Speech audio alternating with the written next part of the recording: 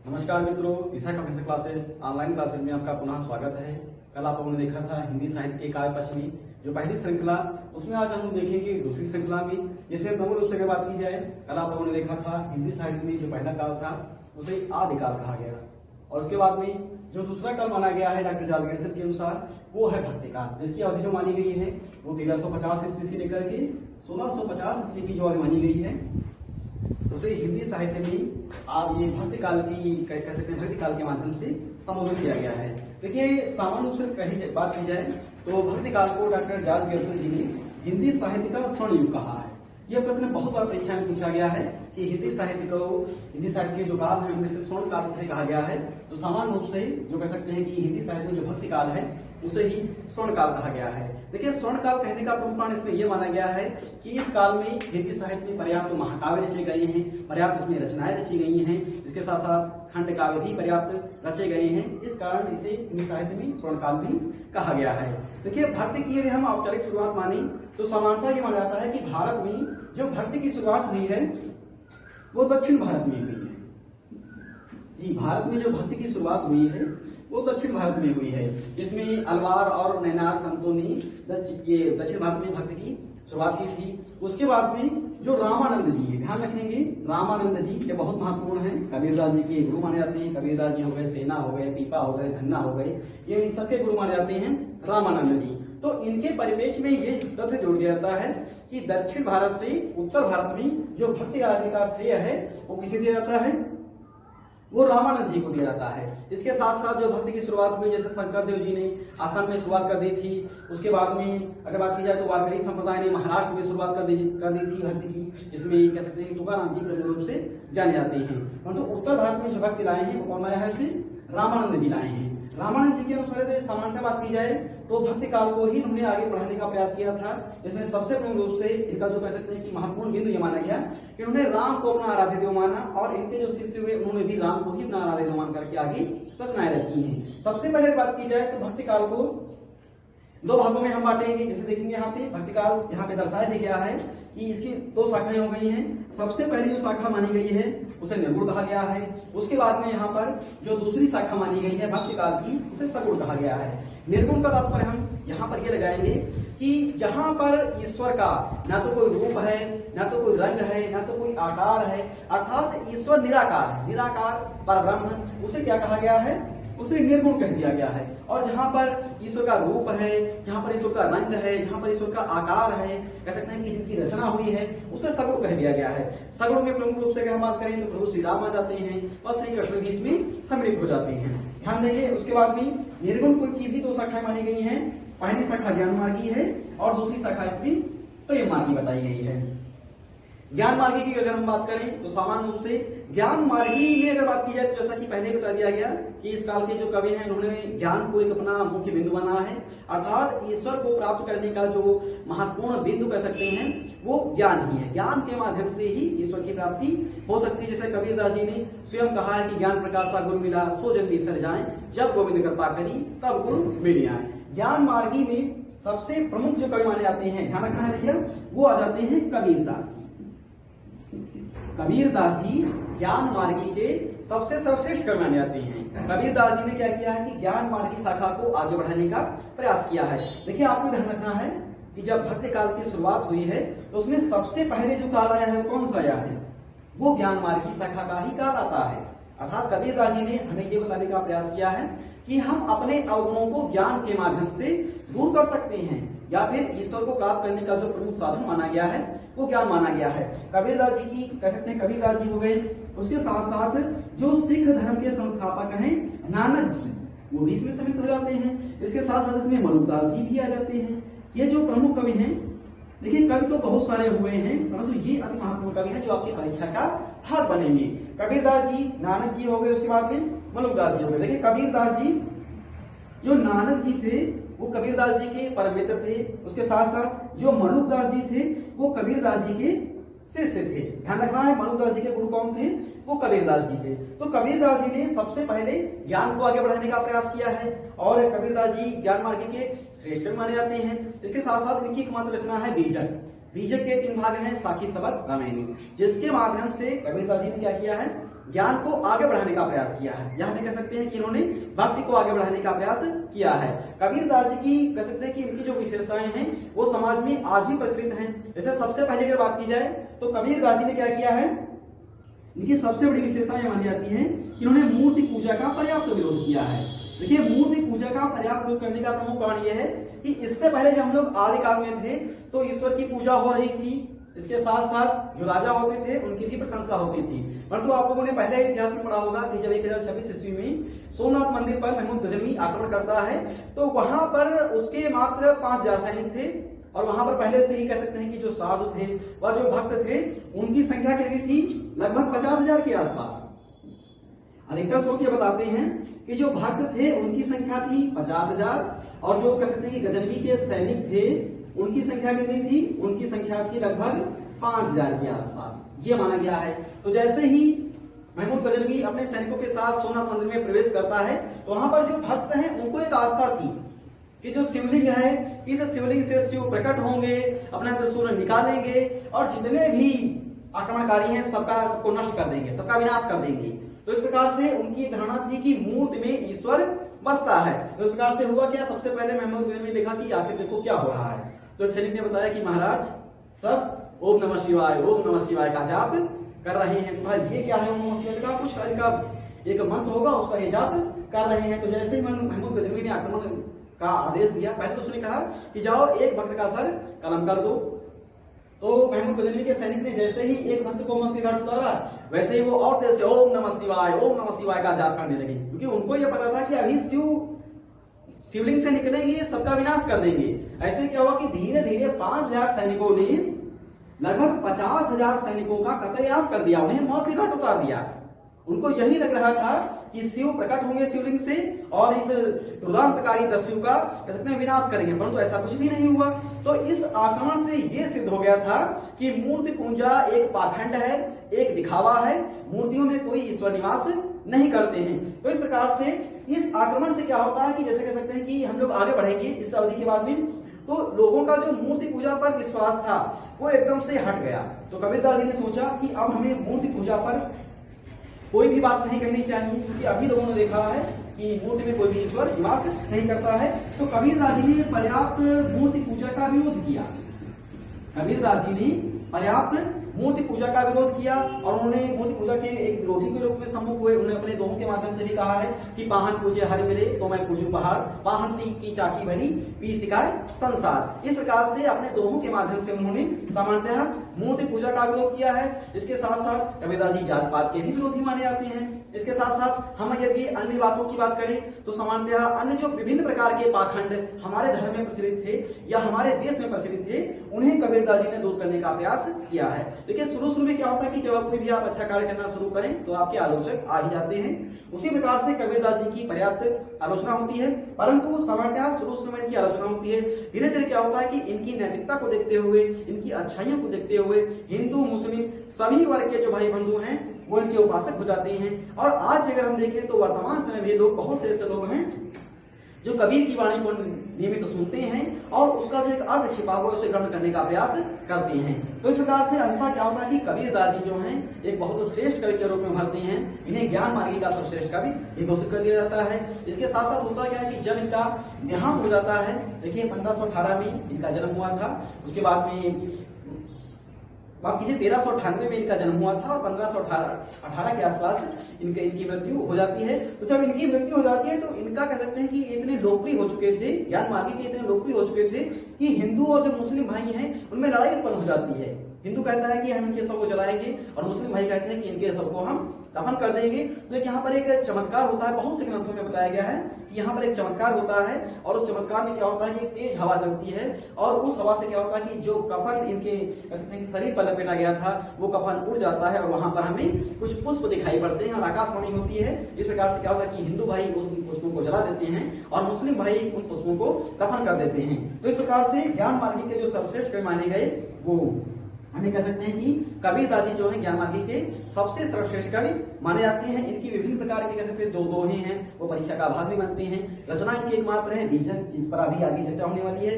उसके साथ साथ भैया इनके जो इस काल के जो अन्य कवि हुए हैं वो हुए हैं नानक जी। नानक जी के बारे में अगर बात की जाए तो सामान्यतः इनके बारे में ये कहा जाता है कि नानक जी ने सिख धर्म की स्थापना की है। उसके बाद में जब आप लोग देखेंगे कि सिख धर्म का जो आदि ग्रंथ है गुरु ग्रंथ साहिब, उसमें नानक जी की भी कुछ वाणी लिखी गई है। इसके साथ साथ जो कबीरदास जी के महत्वपूर्ण दोहे हैं वो भी उसमें सम्मिलित कर दिए गए हैं। उसके बाद अगर हम बात करें तो मानुकदास जी आ जाते हैं। मानुकदास जी का भी योगदान ज्ञान मार्गी में बहुत ही श्रेष्ठ माना गया है। ज्ञान मार्गी में जैसे मानुकदास जी जो कबीरदास जी के से थे, इन्होंने स्वयं कहा है कि इनका दोहा तो उन्होंने स्वयं सुना होगा कि अजगर करे न चाकरी, पंछी करे न काम, दास मनुका कहे गए सबके दाता राम। तो इस प्रकार से ये ज्ञान मार्गी के ही सर्वश्रेष्ठ कवि माने जाते हैं। इसके साथ साथ अगर हम बात करें तो जो कबीरदास जी की भाषा है वो पंचमेल खिचड़ी है, सतोपड़ी है। देखिए पंचमेल खिचड़ी और सतोपड़ी का मतलब हम यहाँ पर ये लगाएंगे कि जिसमें सब भाषाओं के शब्द आपको देखने को मिले। खिचड़ी का मतलब क्या है कि खिचड़ी उसे ही कहते हैं जिसमें दाल भी मिला दी गई है, उसमें सब्जी भी मिला दी गई है, उसमें चावल भी मिला दिए गए हैं, उसे ही तो हम खिचड़ी कहेंगे। उसी प्रकार से इनकी भाषा में विभिन्न भाषाओं के शब्द हैं, उसे कह दिया गया है पंचमेल खिचड़ी। उसके बाद हम आगे बढ़ेंगे। आगे मुझे ध्यान देना है, आगे जो शाखा आती है वो आती है प्रेम मार्गी शाखा। प्रेम मार्गी शाखा की अगर हम बात करें तो इसमें यह बताया गया है कि ईश्वर को प्राप्त करने का जो साधन है वो प्रेम है। प्रेम का शुद्ध अर्थ हमें यह लगाना है कि हमें ईश्वर से एक सच्चा प्रेम करना है। उस प्रेम को इन्होंने नायक एवं नायिका के माध्यम से जो प्रेम मार्गी शाखा के कवि हुए हैं उन्होंने आगे बढ़ाने का प्रयास किया है। देखिए प्रेम मार्गी में सबसे अधिक जो योगदान दिया है, आपको ध्यान रखना है, वो है सूफी कवि। सूफी कवि ये जो कवि हुए हैं, सूफी कवियों ने प्रेम मार्गी को आगे बढ़ाने का बहुत प्रयास किया है। देखिए सूफी कवियों के परिपेक्ष में एक प्रश्न ये बहुत बार पूछा जाता है कि इनमें से कौन सा सूफी कवियों के परिपेक्ष में सही कथन है। तो जो सूफी कवि हैं उन्होंने हठ योग को भी आगे बढ़ाने का प्रयास किया है, अर्थात कविता लेखन के साथ साथ सूफी कवियों ने योग को भी आगे बढ़ाया। यह प्रश्न कई बार परीक्षा में पूछा गया है कि क्या सूफी कवियों ने योग को आगे बढ़ाया है, तो इनका भी योगदान बहुत ही महत्वपूर्ण माना गया है। सूफी कवियों की हम बात करें तो इसमें प्रमुख रूप से जो कवि आते हैं, सर्वश्रेष्ठ कवि आ जाते हैं इसमें, वो आते हैं भैया, इसमें ध्यान रखना है सभी को, मलिक मोहम्मद जायसी। सूफी कवियों के जो सर्वश्रेष्ठ कवि माने जाते हैं वो मलिक मोहम्मद जायसी जी माने जाते हैं। इसके साथ साथ इसमें कुतुबन है, इसी में मंझन आ जाते हैं। इस प्रकार से ध्यान रखना है, इसी में अब्दुल रहमान भी की रचनाएं कुछ इसमें शामिल कर ली जाती हैं। इसके साथ साथ भैया सूफी कवियों में जो अन्य श्रेष्ठ कवि माने जाते हैं वो असाइद आ जाते हैं। ध्यान रखिए, देखिए क्या नाम है इनका, असाइद। असाइद जो हैं ये भी सूफी कवियों की श्रेणी में आ जाते हैं। तो मलिक मोहम्मद जायसी जी जो हैं, इनका जन्म स्थान जायस नगर रायबरेली में हुआ था। इन्होंने स्वयं कहा है कि जायस नगर मोर स्थान में इनकी एकमात्र रचना है। रचनाएं तो बहुत सी हैं, परंतु इनकी प्रसिद्धि का जो एकमात्र रचना है वो है भैया पद्मावत। पद्मावत बहुत महत्वपूर्ण है, जिसके रचनाकार मलिक मोहम्मद जायसी हैं। और कई बार प्रश्न पूछा गया कि पद्मावत की शैली क्या है, तो पद्मावत की शैली है मसनवी शैली। देखिए मसनवी शैली और प्रबंध शैली में थोड़ा सा अंतर होता है, इनमें चौपाई का अंतर होता है। जैसे सामान्यतः प्रबंध शैली का नियम यह है कि जब 3 चौपाई पूर्ण हो जाएंगी उसके बाद में दोहा आएगा, परंतु मसनवी शैली में यह बताया गया है कि 2 चौपाई पूर्ण हो जाएंगी, उसके बाद एक अधूरी चौपाई होगी, उसके बाद में दोहा आ जाएगा। तो पद्मावत जो है इनकी प्रसिद्धि का आधार है, किसकी, मलिक मोहम्मद जायसी की प्रसिद्धि का जो आधार है वो पद्मावत ग्रंथ है, जिसमें 57 सर्ग माने गए हैं। पद्मावत में बहुत महत्वपूर्ण बिंदु ये माना गया है कि पहले बिंदु तो ये हो गया कि वो मसनवी शैली में लिखा गया है। दूसरा सबसे महत्वपूर्ण बिंदु आपको ध्यान रखना है पद्मावत के परिप्रेक्ष्य में कि भैया इसमें 12 मासा पद का वर्णन किया गया है। 12 मासा पद, कई बार प्रश्न पूछा गया कि 12 मासा पद के जनक कौन माने जाते हैं, तो जो मलिक मोहम्मद जायसी जी हैं वो 12 मासा पद के जनक माने जाते हैं। देखिए 12 मासा पद का मतलब यहाँ पर हम ये लगाएंगे कि जो नायक नायिका को छोड़ करके चला जाता है तो नायिका की हर ऋतु में कैसी दशा होती है। जैसे नागमती वियोग वर्णन जो है वो पद्मावत कथा का मुख्य आधार है। नागमती वियोग वर्णन में ही बताया गया है 12 मासा पद का वर्णन कि जब रतनसेन नागमती को छोड़ करके चले जाते हैं तो हर ऋतु में उनकी कैसी दशा हो जाती है। बरसात के महीने में उनकी कैसी दशा हो रही है, गर्मी के महीने में उनकी कैसी दशा हो रही है। संपूर्ण ऋतुओं का वर्णन जो किया गया है वो किसमें है, वो 12 मासा पद के अनुसार बताया गया है। और इसमें एक और महत्वपूर्ण विशेषता हमें देखने को ये मिलती है कि इसमें नखशिख वर्णन किया गया है। मलिक मोहम्मद जायसी ने सर्वप्रथम हिंदी साहित्य में नखशिख वर्णन किया है। नखशिख का मतलब भैया ये होता है यहाँ पर कि जो नायिका है उसके नाखून, उसका जो पैर का नाखून है वहां से शुरू करेंगे और शिखा का मतलब है शिखा अर्थात चोटी, यानी कि सिर की चोटी। या तात्पर्य हम ये लगाएंगे कि नाखून से लेकर के जो शिखा है उसकी जो सर की चोटी है वहां तक का जो संपूर्ण वर्णन होगा, लेकिन नायिका की जो विशेषताएं होंगी वो किसने बताया है? वो मलिक मोहम्मद जायसी जी ने बताया है। इनके परिप्रेक्ष्य में एक महत्वपूर्ण पंक्ति मुझे याद आ गई है कि एक बार क्या हुआ कि जायसी जी रायबरेली के रहने वाले थे और ये शेरशाह सूरी के समकालीन माने जाते हैं। तो उस समय जो इनकी रचनाएं थी बहुत सुंदर ये रचनाएं रच रहे थे। एक रचना इनकी शेरशाह सूरी के दरबार में पहुंच गए। शेरशाह ने कहा, अरे इतनी सुंदर रचना किसने रची है? तो जब उसने इनकी रचना को पढ़ा तो कहा, नायिका का इतना सुंदर वर्णन, अर्थात जिस व्यक्ति ने नायिका का इतना सुंदर वर्णन किया है वह व्यक्ति बहुत ही सुंदर होगा। तुरंत इनको पैगाम भेजा गया। शेरशाह सूरी के दूत गए और वो तुरंत गए जायसी जी को शेरशाह सूरी के दरबार में उन्होंने प्रस्तुत कर दिया। तो शेरशाह सूरी ने जब देखा, कहा, अरे ये जायसी हैं। एक बार हुआ क्या था कि बरसात का महीना था, शेरशाह सूरी के घर की जो एक दीवार थी वो गिर गई थी और उसी में शेरशाह सूरी दब गए थे। तो ईश्वर की दया से वो बच गए, परंतु लुंज पुंज बचे थे।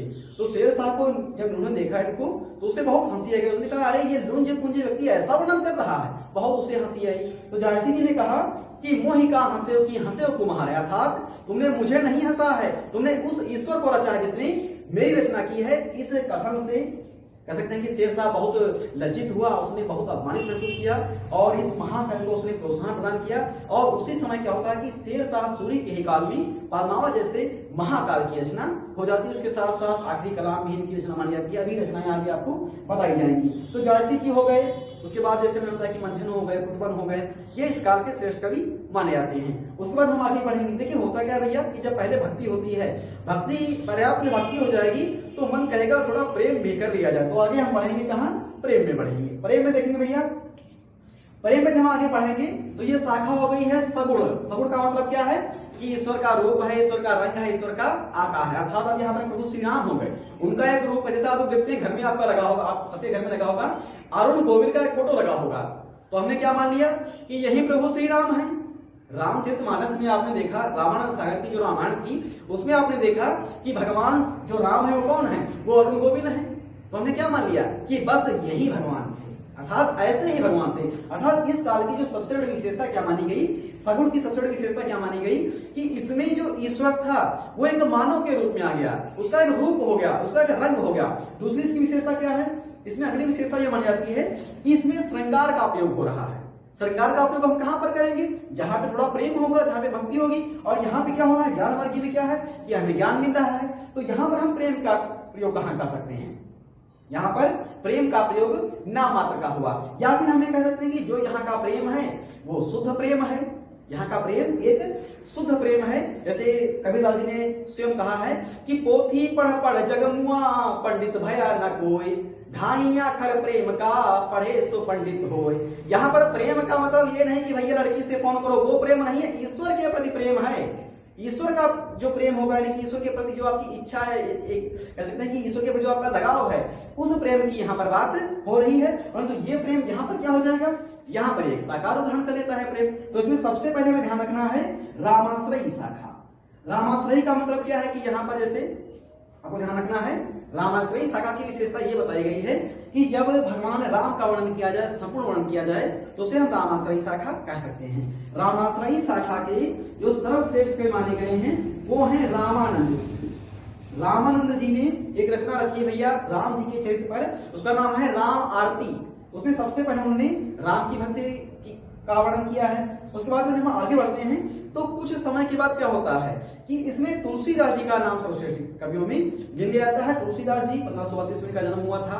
वहीं अगर बात करें तो बजापुर में चित्रकूट में 1623 के आसपास इनका देहांत हो गया है। देखिए इनके जन्म के विषय में मतभेद है, ध्यान रखना है, इनके जन्म के विषय में मतभेद माना गया है। परंतु ध्यान रखना कि चित्रकूट में ही तुलसीदास जी का जन्म हुआ था। तो तुलसीदास जी के परिप्रेक्ष्य में बात की जाए तो राम भक्ति शाखा के जो सर्वश्रेष्ठ कवि माने जाते हैं वो है तुलसीदास जी। तुलसीदास जी ने बहुत सी रचनाएं रची हैं, परंतु उनकी प्रामाणिक रचनाएं हमें कम से कम ही मिली है, ध्यान रखना है। इसमें जैसे जो श्री रामचरितमानस है वो सबसे सर्वश्रेष्ठ रचना मानी गई है। श्री रामचरितमानस की जो शैली बताई गई है वो प्रबंध शैली है। 1574 में तुलसीदास जी ने श्री रामचरितमानस लिखा है। श्री रामचरितमानस ने स्वयं इसकी अवधि बताई है कि संवत 1630 करो कथा हरिपद धरित सीसा। तो इस प्रकार से क्या होता है कि 1574 के आसपास ये श्री रामचरितमानस की रचना होती है तुलसीदास जी के द्वारा, जिसमें प्रभु श्री राम का संपूर्ण चरित्र लिखा गया है। इसके साथ साथ तुलसीदास जी की जो अन्य रचना है वो भी आपको बताई जाएंगी। इसमें दोहाबली हो गई, विनय पत्रिका हो गई, श्री कृष्ण गीतावली हो गई, बरवै रामायण हो गई,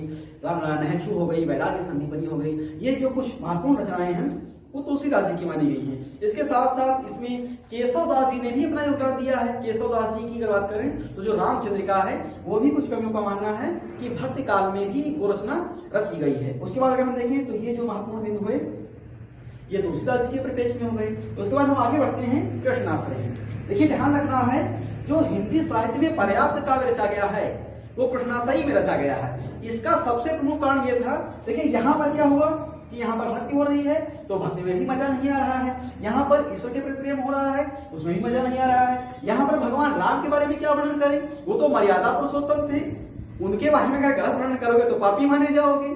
तो इस प्रकार से भगवान राम के बारे में भी किसी ने कोई गलती करने का प्रयास नहीं किया है। उसके बाद जब हम आगे बढ़ते हैं भगवान श्री कृष्ण के विषय में, तो भगवान राम थे मर्यादा पुरुषोत्तम, श्री कृष्ण कौन थे भैया, ये लीलाधर थे, ये लीला रचते थे।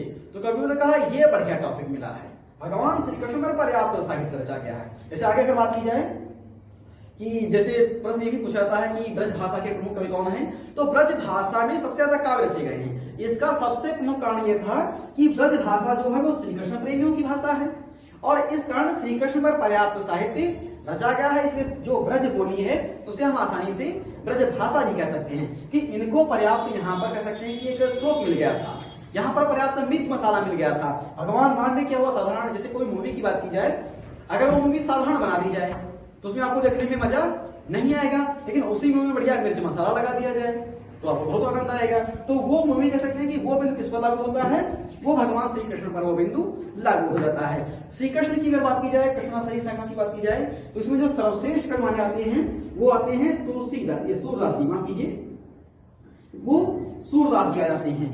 सूरदास जी ने श्री कृष्ण भक्ति पर सबसे ज्यादा रचनाएं रची हैं। सूरदास जी के परिपेक्ष में ये कहा जाता है कि ये पहले तो लिखते थे सामान्य रचना रचते थी, उसके बाद में ये प्रेरणा पाकर के क्या होता है कि गौ घाट पर बस जाते हैं और वहां पर ये श्री कृष्ण की रचनाएं रचने लगते हैं। इसमें प्रमुख जगह देखें तो सूर सागर है जिसमें 1.25 लाख पद हैं, सूर सारावली है, उसके साथ साथ साहित्य लहरी है। भगवान श्री कृष्ण का जो सबसे सुंदर वर्णन किया है वो किसने किया है, वो सूरदास जी ने किया है। सूरदास जी के परिपेक्ष में ये कहा जाता है, एक और बिंदु उनके विषय में जोड़ दिया जाता है कि सूरदास जी जो हैं वो वात्सल रस के सम्राट माने जाते हैं। हिंदी साहित्य में जो वात्सल रस का प्रयोग किया है सर्वाधिक वो सूरदास जी ने किया है। रामचंद्र शुक्ल ने इनके परिपेक्ष में कहा है कि जो सूरदास जी हैं वो वात्सल रस के सम्राट हैं। सूरदास जी वात्सल रस का कोना कोना झांकाए हैं। हिंदी साहित्य में वात्सल रस का परिपेक्ष हम यहाँ पर ये लगाएंगे कि जो माँ का पुत्र के प्रति प्रेम है वो वात्सल रस ही कहा जाएगा। कुछ विद्वानों का मानना है कि ये श्रृंगार रस का ही एक रूप है, क्योंकि माँ का पुत्र के प्रति प्रेम या नायक का नायिका के प्रति प्रेम, ये रूप तो प्रेम के ही होते हैं, परंतु अधिकांश विद्वान ये मानते हैं कि जो नायक का नायिका के प्रति प्रेम है वह माँ का पुत्र के प्रति प्रेम है, उसमें विशेष अंतर होता है और उसे क्या कह दिया गया है, उसे कह दिया गया है वात्सल रस। ध्यान रखेंगे जो तुलसीदास जी हैं इनकी प्रमुख बोली क्या है, अवधी है। जो सूरदास जी हैं उनकी प्रमुख बोली ब्रज है। जितने भी कृष्णाश्रयी शाखा के कवि हैं उन्होंने ब्रज का प्रयोग किया है और अधिकतर जो कह सकते हैं कि रामाश्रयी शाखा के कवि हैं उन्होंने अवधी का प्रयोग किया है। एक और महत्वपूर्ण आपको ध्यान रखना है कि जो जायसी जी हैं इनकी बोली कौन है भैया, इनकी बोली भी अवधी ही है। जो पद्मावत लिखा गया है वो ठेठ अवधि में लिखा गया है और जो रामचरितमानस लिखा गया है वो बोलचाल की अवधि में लिखा गया है। इसके साथ साथ सूरदास जी को पुष्टिमार का जहाज कहा जाता है। पुष्टिमार का जहाज का तात्पर्य यह है कि हमें लगाएंगे कि सूरदास जी ने कृष्ण को एक श्रेष्ठ माना है, अर्थात उनका यह मानना था कि भगवान जो श्री कृष्ण है वो सबसे सर्वश्रेष्ठ हैं, बाकी जो अन्य जो कर सकते हैं कि ईश्वर है वो क्या है, वो इतने सर्वश्रेष्ठ नहीं है। जैसे इन्होंने स्वयं कहा है कि सूरदास प्रभु कामधेनु छेड़ी कौन दुहावे, अर्थात जिसके पास भगवान कृष्ण रूपी कामधेनु गाय मिल जाए, कामधेनु गाय यानी कि जिससे आप जो कुछ मांगेंगे वो मिल जाएगा, जो आप फरमाइश करेंगे वो कामधेनु गाय तुरंत दे देगी। तो कोई मूर्ख ही होगा जो बकरी, छेड़ी का मतलब है छगड़िया भैया बकरी, फिर बकरी का दूध कौन पिएगा, जिसके पास कामधेनु रूपी गाय मिल जाए। इस कारण इन्हें पुष्टिमार्ग भी कहा जाता है। एक और महत्वपूर्ण आपको ध्यान रखना है कि इसमें जो सूरदास जी के गुरु जी थे उनका नाम था वल्लभाचार्य। वल्लभाचार्य जी ने ही इन्हें प्रेरणा दी थी कि आप कृष्ण पर कविताएं रचें। तो सबसे पहले क्या होता है कि वल्लभाचार्य जी के जो पुत्र होते हैं उनका नाम है विठलनाथ जी। विठलनाथ जी 1565 ईस्वी में अष्टछाप की स्थापना करते हैं। ये अष्टछाप क्या है, ध्यान रखना है भैया, अष्टछाप क्या है। देखिए जो अष्टछाप है ये 8 कवियों का समूह है। इसमें प्रमुख रूप से उन कवियों का वर्णन किया गया है जो भगवान श्री कृष्ण को अपना आराध्य मान करके रचनाएं रचती हैं। इसमें 4 कवि वल्लभाचार्य जी के हैं, शिष्य हैं, और जो 4 कवि हैं वो विठलनाथ जी के शिष्य माने गए हैं। ये सबसे बड़ी विशेषता इसमें मानी गई है। तो अष्टछाप क्या है?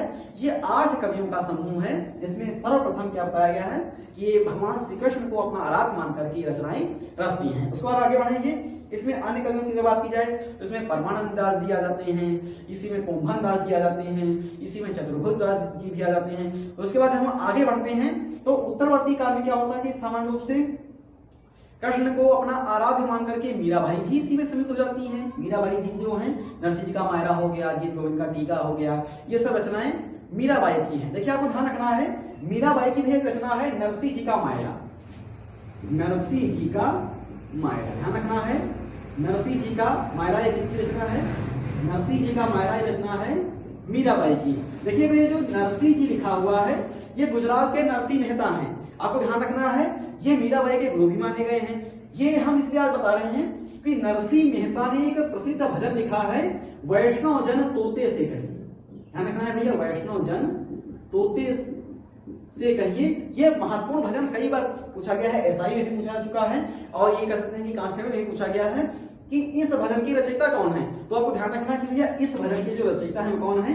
वो गुजरात के महान संत नरसिंह मेहता हैं। और ये भजन लोकप्रिय इस कारण माना गया है कि इस भजन को गांधी जी बहुत सुनते थे। गांधी जी का यह सबसे लोकप्रिय भजन है वैष्णव जन तोते से कहिए पीर पढ़ाई जाने ना। तो ये गांधी जी का सबसे लोकप्रिय भजन माना गया है। तो इस प्रकार से ये कुछ प्रमुख कवि थे।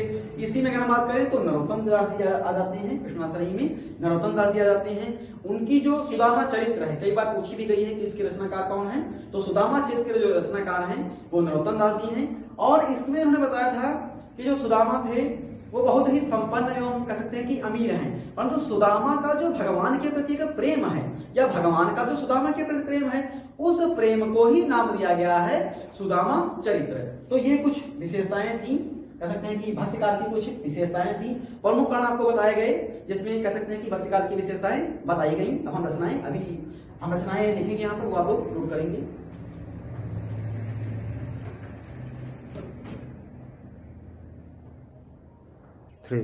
बच्चों देखिए महत्वपूर्ण बिंदु हो गए हैं, इनका आप स्क्रीनशॉट ले लीजिए। उसके बाद स्क्रीनशॉट ले लीजिए जी, ले लीजिए स्क्रीनशॉट। उसके साथ साथ देखिए चैनल को सब्सक्राइब भी करते रहें और लाइक शेयर भी करते रहें, जिससे बहुत जल्दी क्या होगा कि हम आपको और अच्छे वीडियो आपको कह सकते हैं आपके सम्मुख भेजते रहेंगे।